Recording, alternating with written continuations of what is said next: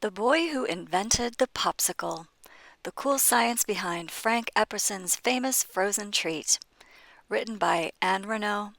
Illustrated by Milan Pavlovich. I want to be a great inventor! Frank William Epperson knew what he wanted to be when he grew up, and everyone in Frank's family knew too, because in case they forgot, he reminded them often. When not busy with his schoolwork or chores, Frank could be found adventuring with his brother Cray, practicing his cornet, or learning magic tricks. He also pondered important questions. Do goldfish sleep? Do ants have ears? Do woodpeckers get headaches from pecking all day? But Frank's favorite pastime was inventing. And to invent, Frank knew he had to experiment.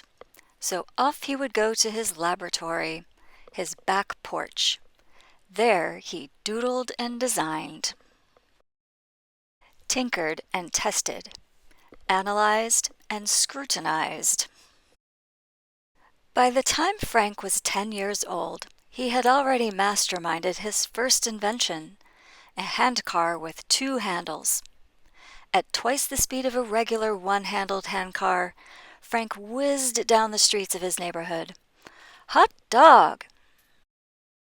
Frank also experimented with liquids. Here's how to do your own experiment with liquids. But what Frank loved most was experimenting with flavored soda waters. The kind that hissed and wheezed when he held a glassful to his ear and sent tangy bubbles galloping across his tongue with every gulp.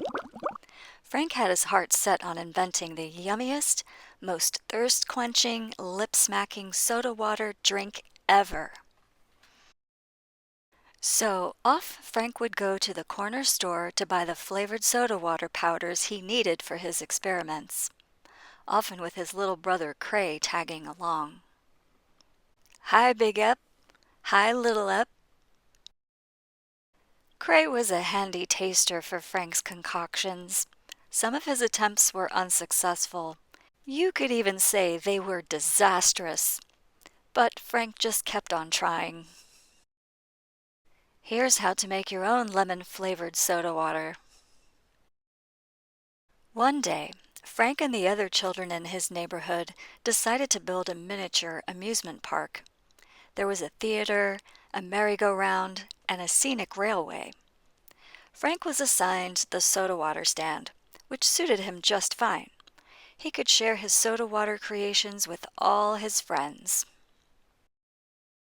It was also around this time that something peculiar happened. The temperature dipped, then plunged. This would not have been unusual had Frank lived in Moose Jaw, Saskatchewan, or Pocatello, Idaho, where it could be bitterly cold in winter. But he lived in San Francisco, California, where only rarely did the temperature drop below freezing. So Frank tried another experiment. He left a glass of flavored soda water outside overnight. I wonder what this drink will taste like frozen. When he woke the next morning, Frank ran to his back porch to discover his soda water had frozen solid. He could no longer sip it. He had to lick it, like a lollipop. Frank had invented a frozen drink on a stick. Hot dog! As he grew older, Frank's invention did not melt from his memory. He just tucked it away in a corner of his mind. And there it stayed while he and his sweetheart, Mary Frances, began raising their gaggle of children.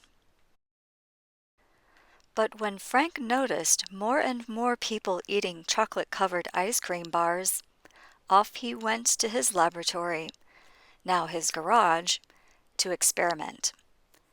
Could I make money with my frozen drink invention?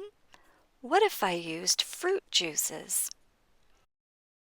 Frank found a way to make many of his drinks on a stick at the same time, with test tubes to mold them, wooden sticks to hold them, and a cool way to freeze them. Hot dog! For Frank's drinks on a stick to freeze, they had to be cold. Very cold. Colder than 0 degrees Celsius, 32 degrees Fahrenheit, the freezing point of water. Why? Because their ingredients, like sugar and flavoring, lowered their freezing point. So what did Frank do? He built a freezing box that held dozens of test tubes suspended in a mixture of crushed ice and salt. Frank knew that salt lowered the freezing point of water, and that salty water froze at a much lower temperature than plain tap water. The salt and ice mixture would be colder than 0 degrees Celsius, 32 degrees Fahrenheit. Here's how to show that salt lowers the freezing point of water. Frank's drinks on a stick also had to freeze quickly.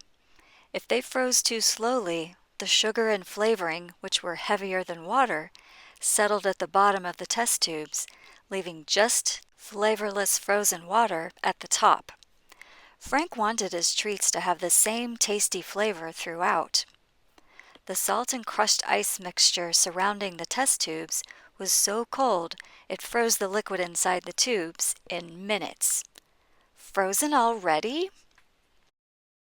Here's how to make your own frozen treat in only 5 minutes. Frank named his invention the Popsicle and began selling it for a nickel at county fairs and beaches. In the evenings, his children helped him roll the nickels he had earned. Frank had a clever way to encourage shop owners to sell his frozen treats. For several weeks in a row, he sent one of his children into a store to buy an Popsicle.